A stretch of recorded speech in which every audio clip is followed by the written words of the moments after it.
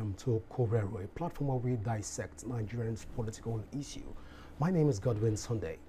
Xenophobic attacks continue to raise a serious concern across Africa, particularly in South Africa, where foreign nationals, including Nigerians, Ghana, and few other African countries have repeatedly faced violence, harassment, and displacement over the years.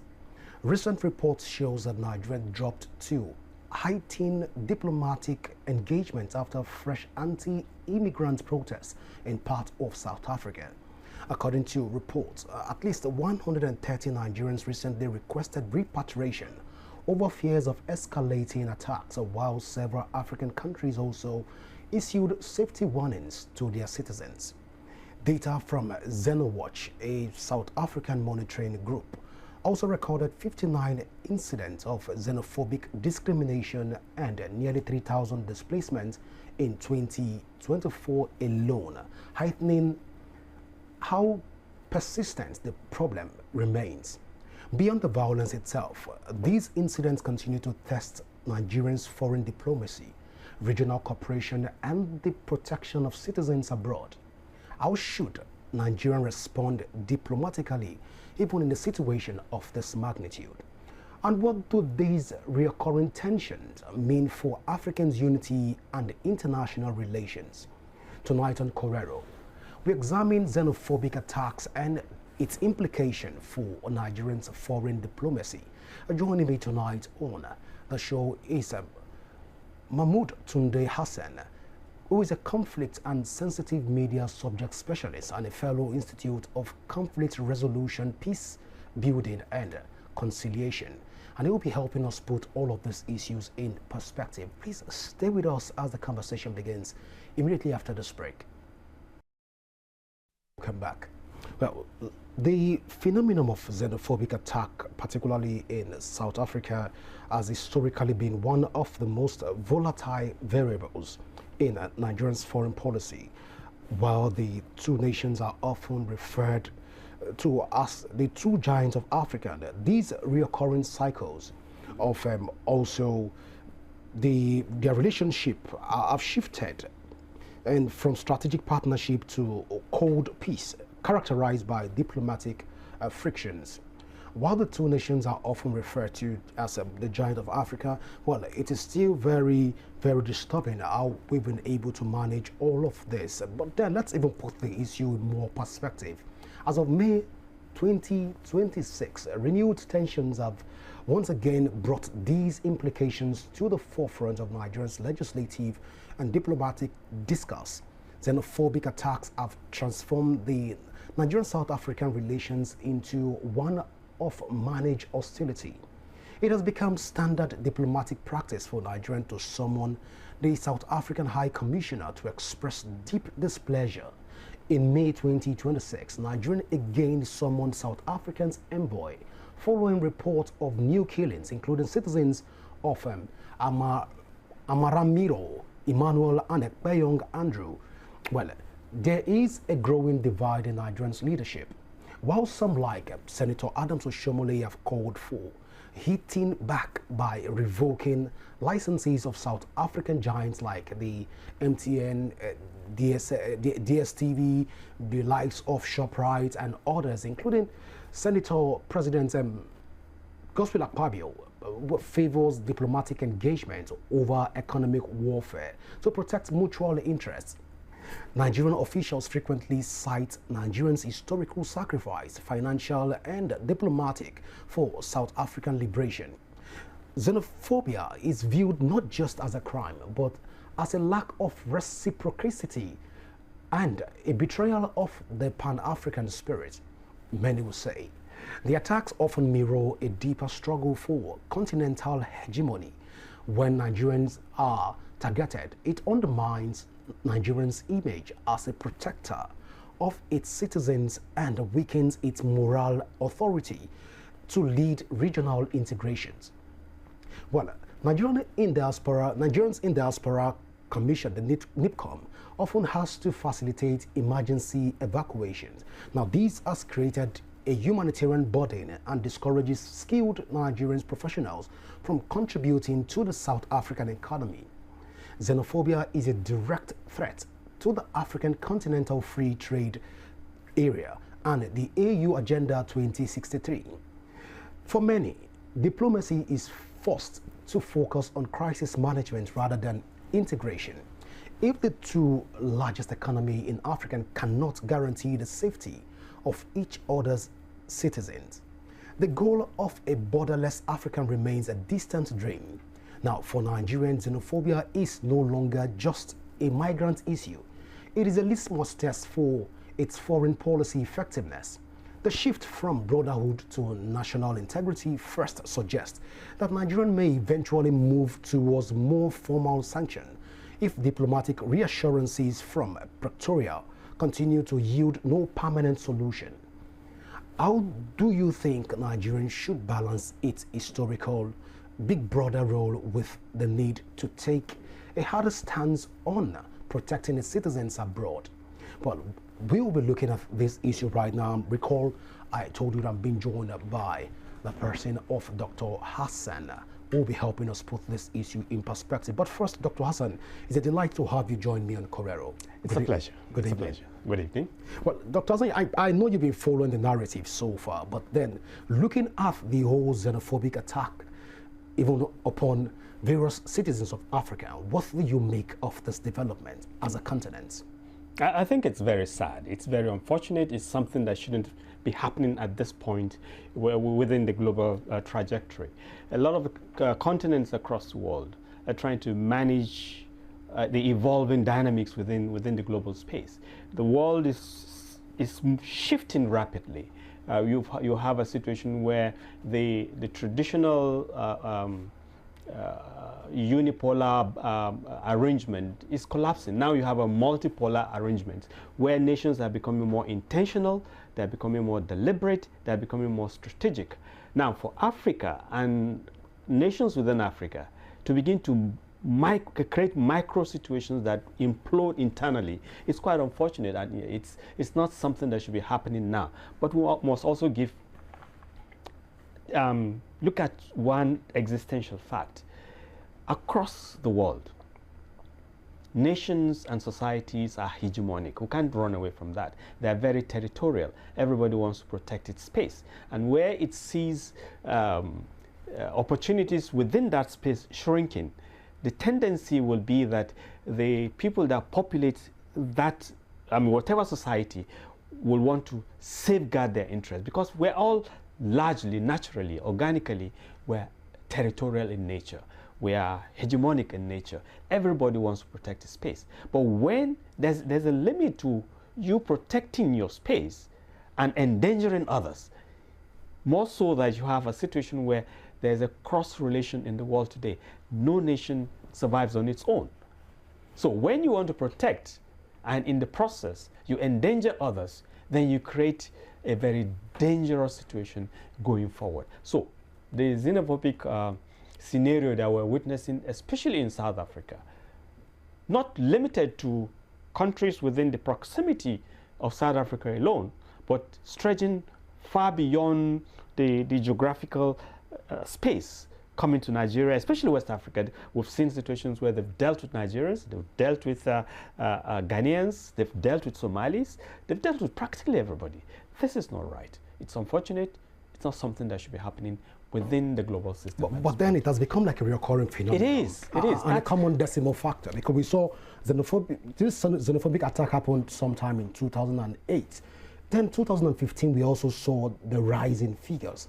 2019 also, we saw the number also skyrocketing. And right now we're seeing almost the same thing. But then if we want to begin to assess this in terms of accountability, do you think Nigeria's foreign policy has been is strong enough to even protect Nigerian citizens abroad? Look, there are two issues here. You see, the occurrence and reoccurrence of this tragedy is not something that the Nigerian government triggered. I hope you know that. It is something that is within South Africa. We've seen it also happen in pockets of areas within Africa. But then our foreign policies should be able to I'm coming to that. That's why please go ahead. Yes, sorry for interjecting. It's a dual situation.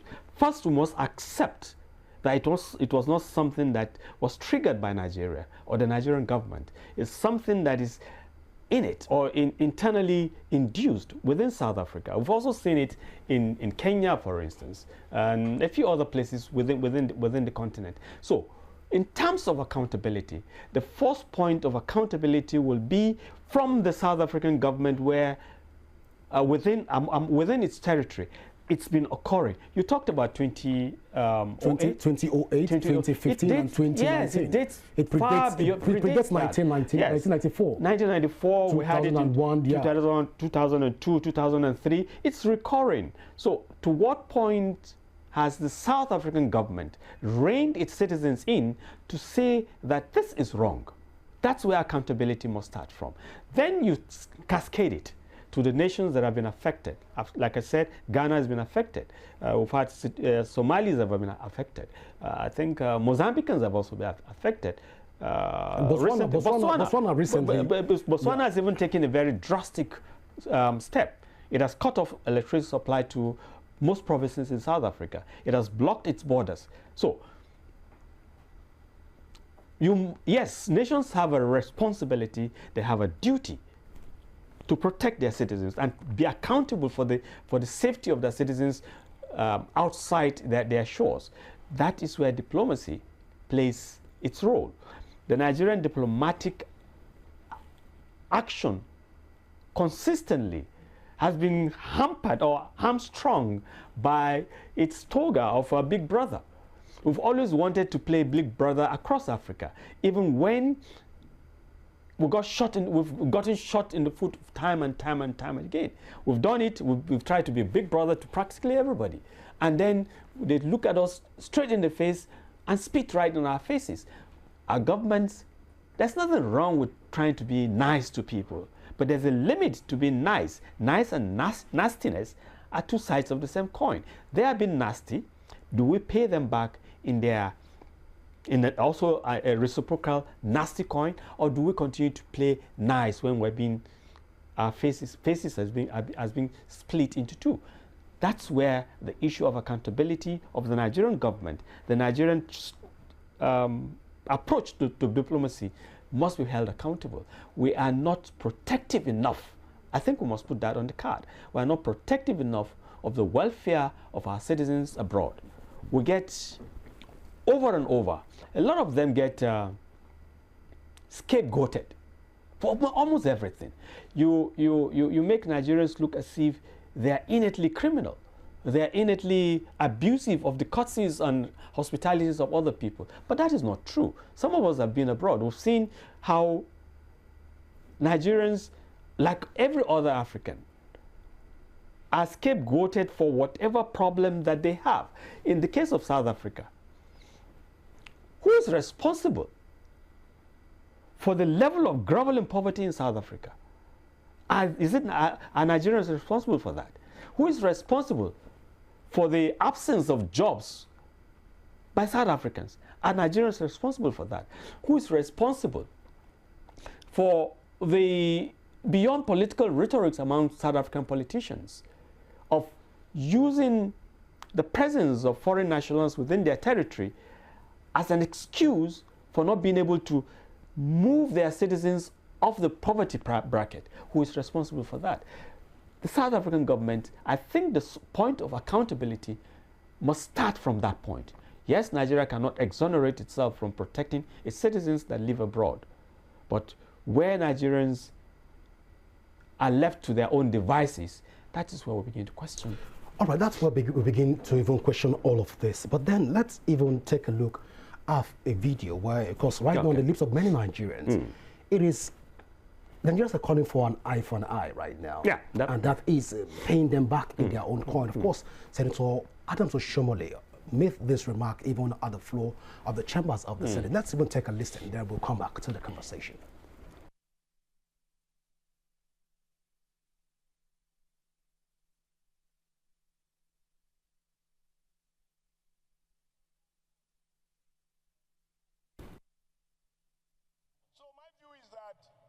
It is time to reciprocate. This Senate should adopt a position that MTN, a South African company that is cutting away millions of dollars from Nigeria every day, that Nigeria nationalize it and withdraw its license so that Nigerian company can take over the MTN business and recruit more people. Those coming from South Africa will find good jobs working with the company that will replace MTN. And I know that South African president has interest in MTN. The second is that we ask the Minister of Communication of the federal government to revoke the DSTV, which is also a South African company that is cutting away millions of dollars, even abusing, resorting to practices that will not even be accepted in South Africa. I don't want this Senate to be shedding tears, to sympathize with those who have died. We didn't come here to shed tears, and I'm not going to shed tears. If you hit me, I hit you. I think it is appropriate in diplomacy. It's an economic struggle. What the black South Africans are saying is that Nigerians are taking their jobs. Okay, Nigerians, come home. I take over the job of MTN. Nigerians, come home. I take over the job of DSTV. When we hit back, the president of South Africa will not only talk, he will go on his knees to recognize that Nigerians cannot be intimidated, and we do not condone any war life being lost. If a crime has been committed under South African law, they have a right to bring any sort of person to justice. Well, interesting, isn't it? It is. Well, let's even look at that an eye for an eye, even proposition by the Senator Adams Oshiomhole. Is this the right step in the right direction? Should we be calling for an eye at this point? You see, I can understand the distinguished senator's sentiments and emotions and concerns, as a matter of fact, because it's gone on for so long. And we seem not to be able to rein in and hold the South African government accountable, because this is a government-to-government thing. We cannot say holding the South African people accountable. This, we must hold the South African government accountable. I can understand his sentiments, but let's also face one fact. Through time, Nigeria has consistently been merely reactive when this happens. It happens, we complain, we issue statements, we are politically visible, we issue so much rhetorical statements, but we do not have strategic framework for engaging in a way that nips it and stops the reoccurrence. So calls like his for an eye for an eye. You remember an eye for an eye, the world ends up being what? Blind. The whole of the world. It's not. That's not the solution. The solution, yes, you hit them. Corporate South Africa may not necessarily be the trigger for what is going on. So you hit South African concerns here. I mean, that doesn't make you even any better than those that are what the South Africans are doing. I can understand his sentiments. So Nigeria at this point should not even begin to reconsider some bilateral agreements with countries, with South Africa, over these repeated attacks or linked attacks. You see, we've had protocols, we've had diplomatic engagements that have just ended up as rhetorics. Yes, we must escalate, even if it's to the point of deterrence. We must escalate it to the point that South Africans know that Nigerians also have the capacity to be nasty. The South Africans have been nasty. There's no beating about the bush about this. It's absolutely wrong. It is not something that is civilized in the world of today that should be condoned. But that doesn't mean that we'll also do the same. We can engage South Africa in a way that is strategic, that has a deterrence effect.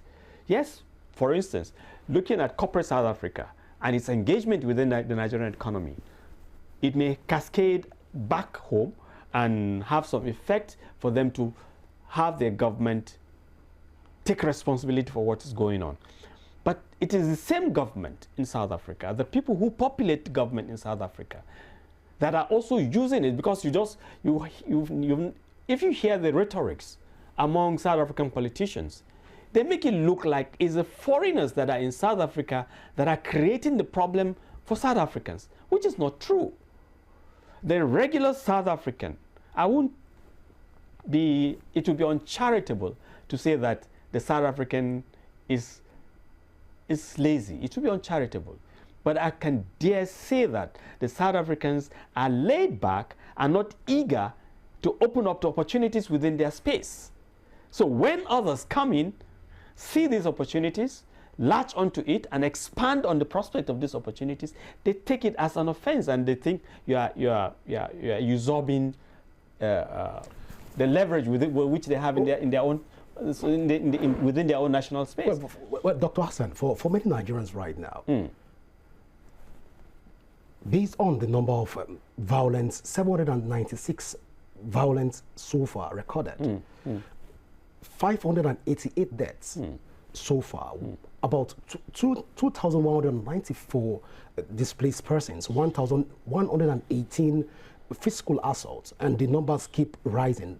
This would not even talk about shops that have been looted. About 4,693 shops have been looted so far. Now, looking at all of those figures, it tends to be that the Nigerian government is turning a blind eye because of its economic interest as again protecting the citizens of Nigeria, because we've had the Ministry of Foreign Affairs come out to say, hey, no Nigerian died in South Africa, and all of this narrative being pushed out. But then videos keep circulating on social media that even depicts a very fundamental picture that Nigerians are losing their lives on a daily basis in South Africa. Ghana is taking the bull by the horn. Looking at all of this, as a country, are we placing economic interests above nationhood? It will seem so. It will seem so. But let me say one thing.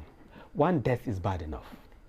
And those figures and statistics, the data you're reeling out, are not just data as numbers. They're human beings. They're human lives that are being put in jeopardy. Let's put that in perspective. One death is bad enough. But you're having death to almost 100 of them. 588 as a matter of contingency. That is bad enough. Now, what you've seen play out so far is the tradition of Nigerian diplomacy wanting to be nice, which is totally outdated, outmodeled, and never in the interest of Nigeria. I do agree that we're slow in reacting, and when we do, we don't even sustain the reaction. We've not been taking preventive actions all this while. So when Nigerians call for an eye, you can understand that sentiment. But I do not think that we should descend to the level where the South Africans have been. I'm not sure any Nigerian, through the history, through the trajectory of the violence being meted out against Nigerians in South Africa, Nigerians have not taken that.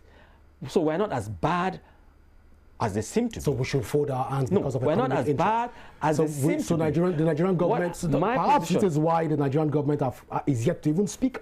You see, even on this issue. You see, there has to be a link between the domestic sentiment with what government approach should be. I do not think that Nigeria, candidly, I do not think that Nigerians on their own should begin to do what South Africans are doing. But I think that Nigerian government must be more focused, must be more frontal, must be more deliberate, and must be more active in the actions that they take. For instance, I do agree that we can impose sanctions. A lot of countries have imposed sanctions through time. We can also impose, boycotts. We can engage in diplomatic boycotts. We can engage in economic sanctions. We can do all of that. We can also pull back on support for any South African interest within the global space. But for you to be able to do that, you must also be a strong global player. Is Nigeria strong enough to be able to take those kind of bold, decisive steps within the international space? So far, our diplomacy is not as strong as it used to be. We're not in reckoning in most of the global engagements. Even within the continent, we're not as bold, assertive, and authoritative as we used to be. We need to be able to reinvent all of that. Because if you do not take care of yourself from within, the domestic environment, strengthen yourself from within, you cannot play out strongly outside. Or could it be that Nigeria is trying to protect its African continental free trade and the EU agenda. No, I think that is could this be why Nigeria is this lenient? No, I do think that's an argument that is overrated, because even the African Continental Free Trade Agreement and the Agenda 2063 is lagging. It's lagging. We've not seen any beneficial effect on the continent. Why that has been is because a lot of them even think that Nigeria has an edge over most other countries when you do within the African Free Continental Trade Agreement Protocol, because we're larger, we have more population. In terms of infrastructure, we can dominate. So a lot of people have issues with that. So using that African Continental Free Trade as a barometer for measuring Nigeria's engagement, I think it's overrated, because as it is, we're not getting anything out of it. We're not. So it's actually overrated. I think it goes beyond that. Well, it goes beyond that. Dr. Hassan, you're saying it goes beyond that, but then let's even bring the conversation back home and try to look at the statistics again by provinces in South Africa right now. If you look at what's happening in the Gauteng province, where we have Johannesburg, that's where we have one of the highest number of xenophobic attack in South Africa. If we take it to Western Cape, we're taking it down to KwaZulu, yes, Natal, and the Eastern Cape, and also Limpopo, taking all of this route. Now, looking at it and breaking it down, and the prone conflict zones in South Africa right now, this still takes the lead. And this is where you find a lot of foreigners that are trying to invest their money.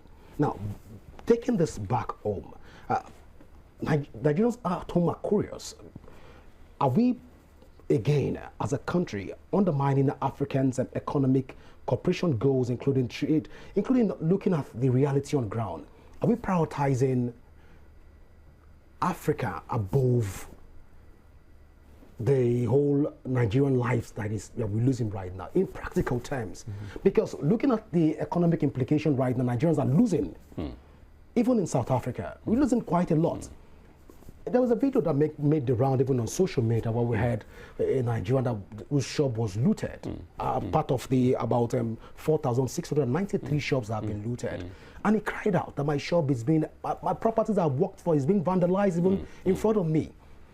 But then again, most African countries will say, just let's come back to the diplomatic table.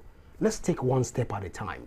Let's even come back to the drawing board, but then forgetting that this has become not just a recurring phenomenon, it's become like a tradition where every 7 years we get to see this whole tradition of xenophobic attack keep coming on and on. Should African countries prioritize cohesion as against even brotherliness and even citizenship and nationhood? I think that you're giving too much credit to what we romanticize as the African continent. We're giving too much credit to it. Look at the AU. The AU doesn't have enforcement power. I mean, it's like a toothless bulldog. It's even worse than the United Nations. You also have a situation where it's very slow in reacting. So if you're going to say you want a continental arrangement or a continental solution to this, you'll be deceiving yourself. One, the AU doesn't have enforcement power. Two, you also have that even when protocols are agreed upon, domestication of those protocols are very slow. And then you also find a situation where the AU has a limited capacity for engagements. Now, so if you want to hinge your fate on a continental solution, that's going to be a very difficult thing, because most of the countries within the continent, I'm sorry to say, it's very sad, it's very disheartening for me to say this, but most of these countries still take orders from metropolitan powers outside the continent who do not want to see the countries within the continent unite and integrated. So you're talking about... I think that we need to micromanage. You think at this point the external influence still controls a lot of the African leadership as it stands right now? Yes.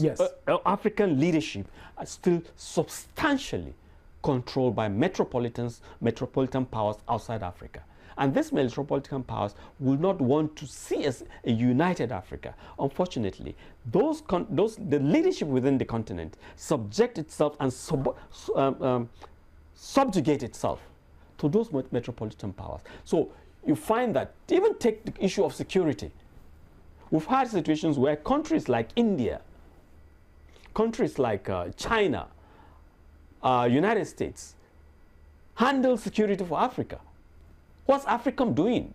It's controlled almost entirely by the United States. The AU Secretariat was refurbished by Indians. I mean, we need to get this things right. So if you want to hinge your faith and the need for integration and safety and security within a continental body, we'll be kidding ourselves. We need to micromanage this, and I'm serious about this. We need to micromanage each country. Like I said earlier, the whole world is becoming multipolar.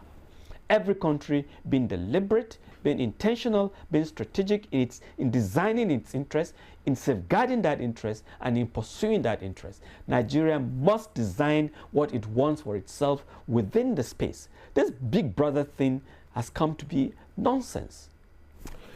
Well, Dr. Hassan, let's even look at the whole Nigerian in Diaspora Commission.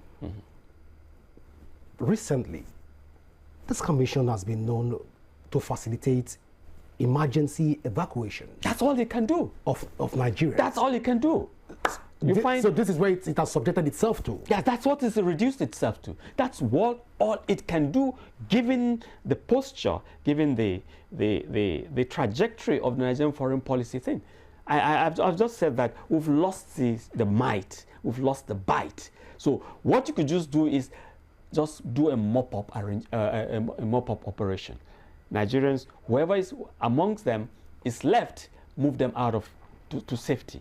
But what really should have happened is to have an arrangement that does not put them in danger line in the first place. The Nigerian Diaspora Commission, it's only been talking about evacuation, because that's all it can do. Let's be point blank about that. What else can it do? But this also informs the Nigerian foreign policy. But what else can it do? But then looking at the reality of what it is right now, for a lot of persons, they'll say, the number of Nigerians that are, even by statistics, in prisons across the world is very alarming. A lot of Nigerians that have been given some form of inhuman treatment across the world is even very worrisome. Right now, we're seeing what is playing out in South Africa, and one of the things that NITCOM is saying is they want to evacuate Nigerians. But looking at the whole NITCOM as it is as a commission that represents the interests of Nigerians in diaspora, has it overstayed its welcome? No, I wouldn't say so. I wouldn't say so. We need, no matter what, even for nuisance value, but this is beyond that. We need an agency outside the... But if the agency is not fulfilling its primary obligation, even the acts that brought... So what option do we have? Can we say at this point that NITCOM has overstayed its welcome?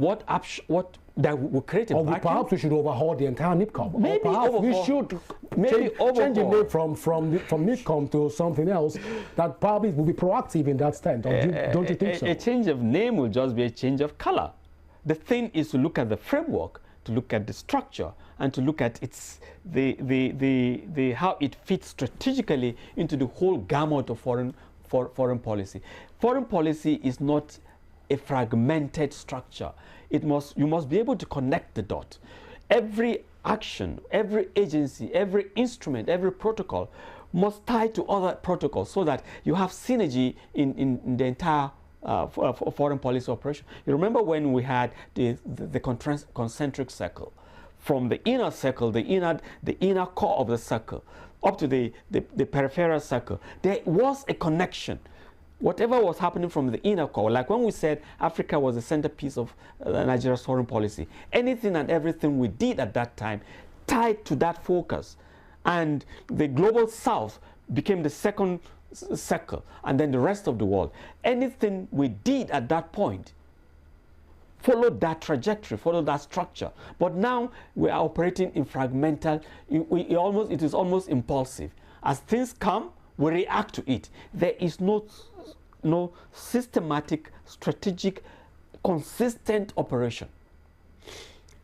Okay, even if we put that at the changing climate within the global space, like I keep saying, it is now multipolar, where every nation is to itself and for itself, where every nation must design its policy, must be deliberate about it, must be intentional about it, and must be strategic about it. Let's say that is what is playing out now. Is Nigeria able to define its interests, protect its interests, and go for it no matter what? For you to be able to do that, you need a stable, strong, purposeful, and visionary leadership from within the domestic space. Do we have that? Well, do we have that is a very big question right now. But then before we even dive into having that or we not having that, let's even look at the presidency, talking about the current administration of President Bola Ahmed Tinubu. One would have expected that as at May, probably an official statement from the presidency would have even come out, or perhaps the president would have been able to address South Africa directly. But the president have traveled to France and traveled to a few other African countries, and the president is still trying to lobby for investors to come into the country to see how he can chart a new course for Nigeria based on his campaign promises to Nigeria. I'm not holding brief for the president, but does it worry you as a person that the presidency have not spoken? Yeah, it does. And every Nigerian should be worried that we should not take the lives and the livelihood and whatever jeopardizes the life and livelihood of Nigerians wherever they are in this world. We should not take it for granted. We should not take it as one of those things. Each life, a single life, matters. So when the presidency is a bit reticent and laid back in dealing with things that are of existential consequence to Nigerians wherever they are, it should worry every Nigerian. So yes, I am worried that that is happening. But we've seen that as part of the projection. That is what this government has projected through time. We've not seen, look at what has been happening to them in the Sahel. Look at what is happening to Nigerians in Libya, for instance. Look at what is happening to Nigerians in Singapore, for instance, in Thailand, for instance, in Italy, in this vast space of Europe. A lot of them are languishing in jail. Yes, you may say some of them, they've acted in manners that are not really complimentary. We do agree.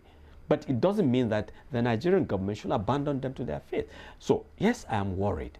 I think the Nigerian presidency, should have been more forthcoming, should have been more engaging, and should have been more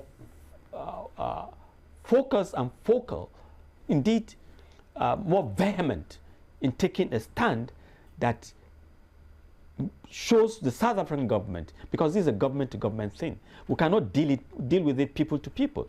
If we deal with it people to people, it's going to snowball into something that we cannot manage. If Nigerians begin to take on South Africans in Nigeria the way South Africans are taking on Nigerians, it will snowball into something more disastrous. So it's a government-to-government thing. We need to see the presidency more focal, more focused, more strategic in its engagement, and more practical, beyond rhetorics, beyond silence speaks so much. When you keep silent in the face of danger, when you keep silent in the face of this is almost like annihilation of Nigerians in South Africa. We should not be quiet about it. I think the Nigerian presidency should be seen to be more forthcoming. All right. So, as we begin to wrap up, let's even, based on the underreported, some of the unreported figures right now that we cannot even, has not even within, available to the media. The figures may be higher of the number of deaths that is occurring in South Africa. For many, they say 57 people die on a daily basis. Per year, I beg your pardon. I'm not bothered about the number, because one death is bad enough. So I'm even looking at this. Nigerians watching you right now, even in South Africa. Nigerians that are experiencing this xenophobic attack in South Africa, most of them have fled their homes. Most of them are camping for safety. Is there light at the end of the tunnel for them? Should returning home be the last hope for them as it stands right now? Or should Nigeria adopt a better way to safeguard its nationals and strengthen international relations? I think that's a very, this is a very dicey situation. Yes, Nigeria needs to safeguard Nigerians abroad, strengthen its diplomacy, strengthen its strategic engagement with those countries to have more safety, to have more security, to have more space to be yourself in wherever you are. But in terms of Nigerians returning home, then you ask, what took them out in the first place? They went, let me use a regular parlance, they went out for greener pasture. So for them to return, like all of us that have remained within the country, who are clamoring for better life, who are clamoring for a more sane, humane, and just society, where today we have multi-dimensional poverty in Nigeria, even growing bigger than it was. Previously, it was said to be 63%. It's gone beyond that. From the last figure that I heard, we've been told that between 2023 and today, something between the region of 15 to 16 million additional people have been pushed into poverty bracket. The space for engagement in Nigeria is shrinking. So they come in and do what? So the critical thing is deal with what is making people leave the country in the first place. That's number one. Number two is to find frameworks that will guarantee government to government and that will hold those governments accountable for any breach of those frameworks, for safety and security of Nigerians living in those places. They're not there because they want to break the law. They're not there because they want to take the jobs of the citizens of those countries. We welcome them. There's absolutely no reason why we should not also, it's a global space. And in this globalized environment, it's becoming even more and more borderless, to the point that even holding to nationalist thing is just political nostalgia, because you can be anywhere and do anything you want to do. So when Nigerians go to any other country, to the extent that they are law-abiding, they should be able to go about their legitimate, lawful engagement in those countries without fear to their lives and safety. So the Nigerian government must scale up its game to have critical engagement, especially with the South African thing. It's becoming troubling that it occurs over and over and over again, and the South African government seem to just gloss over it as if nothing is going on. Those people that are attacking Nigerians and other foreigners in South Africa, they do it in the open, in the public glare. Some are not hidden. So what has happened to any one of them? We've not had the report of any having been brought to book. They've killed, they've maimed, they've displaced, they've dislodged foreigners. Why should they still be free citizens in their own country? Why? If they want to make why are they even in other countries? They're also here. They're making money in Nigeria. I read figures about how the South African telecom company in this country is the bulk of the money it makes is what it uses to run its operations across Africa. I hope you know that. The telecom companies there. But I don't want to mention their names. The point is that they're making a living in Nigeria. Why should Nigerians also make a living in their countries? So it's not about evacuating them. It's about guaranteeing their safety. It's about having structure that is consistent, that is stable, that is focal about when there's a breach, you must account for that breach. And this is a government-to-government thing. It's not a people-to-people thing. So what should Nigerians in diaspora do right now? Nigerians in diaspora, they should flee more. Flee? You can't run. Where are they running to? Some of them I've even heard, I've seen videos. Quite a number of them are in hiding. Two, they don't have the means because their businesses have been rubbished. They are now in rubbles. They don't even have the means to move out. quite a number of them don't have a means to leave from where they are hiding to come into the open, to get to the airport or wherever, to come back to Nigeria or to any other place for safety. They don't have that. So what they should do for now, I think the Nigerian mission in South Africa should go beyond condemnation, should go beyond issuing public statement. Yes, I know that some of them may also be scampering for safety because they are Nigerians. Because we've even heard stories of where South Africans that are assumed to be Nigerians or other foreigners have also been victims of this xenophobic nonsense. We've had reports of that. So officials in the Nigerian embassy may also not be that safe. But that doesn't mean that you should cow down to intimidation and bullying and this heinous act by the South African people. And I think that the South African government cannot exonerate itself from accountability in this case. Well, it's a good way to leave the thoughts there even tonight, Dr. Tunde Mahmood Hassan. Thank you so much for finding out time to be with us here on Korero. It's a pleasure. Well, viewers, this is how far we can go tonight, even on Korero. Do not forget that you can leave your thoughts, you can leave your comments on our various social media handle currently showing on your screen. And you can also download the RapidTV app from your Android and iOS devices to keep track of our broadcast.